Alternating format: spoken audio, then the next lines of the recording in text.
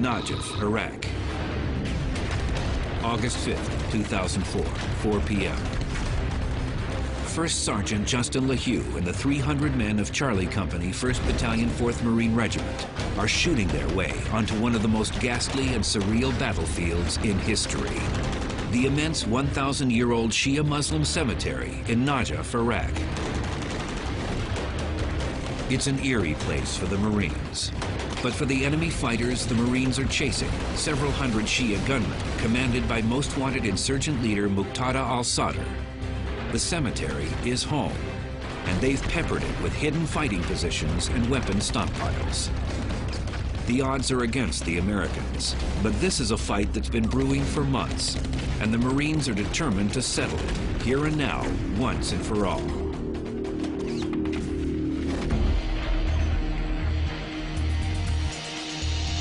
In the year and a half since the fall of Saddam Hussein, coalition forces have been steadily hunting down and killing or capturing Iraq's most wanted criminals. Now, in the summer of 2004, a name near the top of the most wanted list is that of militant Shia cleric Muqtada al-Sadr. He's a young man, 30 years old, and he's headquartered in the southern Iraqi city of Najaf, 100 miles south of Baghdad. Sadr is from that area. At the conclusion of fighting against Saddam Hussein, he had taken over the Najaf region and had started what he called his Sadr's army, or the Mahdi militia. Muqtada Sadr is out to grab political power now that Saddam is out of the picture, and he has no plans to cooperate with coalition forces. The U.S. troops stabilizing Najaf at the moment are the 1,200 men of 1st Battalion, 4th Marines out of Camp Pendleton, California. Our mission was to go to Najaf, support the Najaf governor, and help build the National Guard unit that was there, the police forces, and to continue the reconstruction project that had been going on since the fall of Saddam. But Muqtada Sadr's militia continually harasses the local police and makes the Marines' job harder. The militia is made up of some 4,000 disenfranchised young men of the Shia faith, and they take refuge in Najaf's sacred Old City and vast historic cemetery, which surround the Imam Ali Shrine, the most holy site in the Shia religion. Out of respect for Shia culture, coalition forces have agreed not to enter the sacred Old City and cemetery. But Sadr's militiamen are taking advantage of the situation.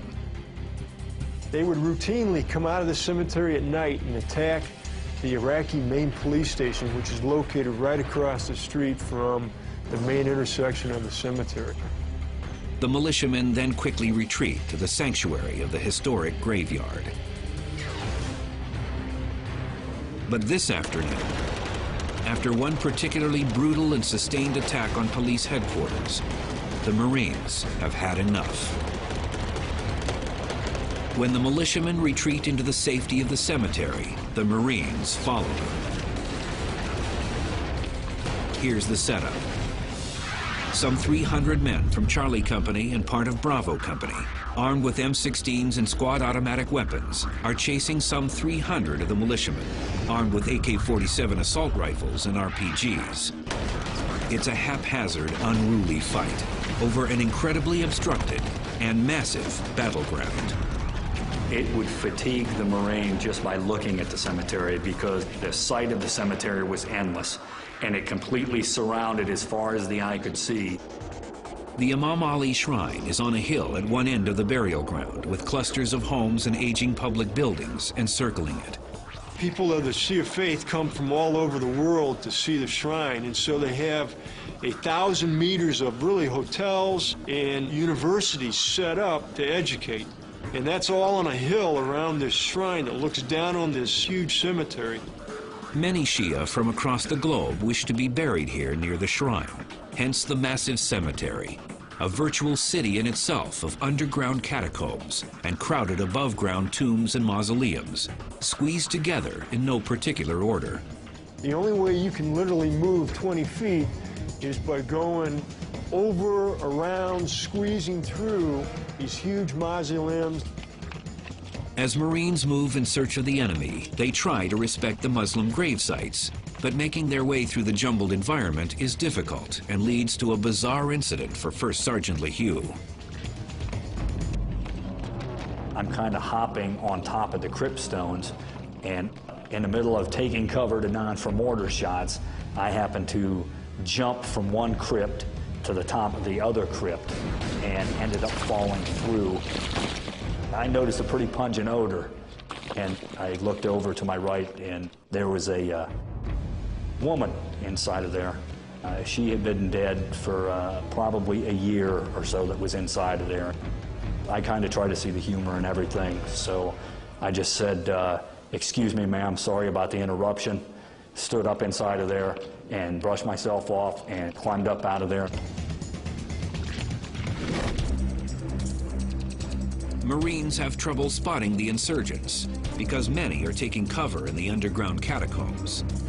The Americans attempt to clear them all, but many get overlooked. The Marines would fight 100 meters. They'd have to clear back 50 meters because the militiamen would pop out of the catacombs. A 360-degree battlefront soon erupts. There was no really safe area. It was just where you were right now was the safe area. The shootout in the Najaf cemetery wears on for 72 hours, with August temperatures climbing above 130 degrees in the heat of the day. Dehydration is a constant threat.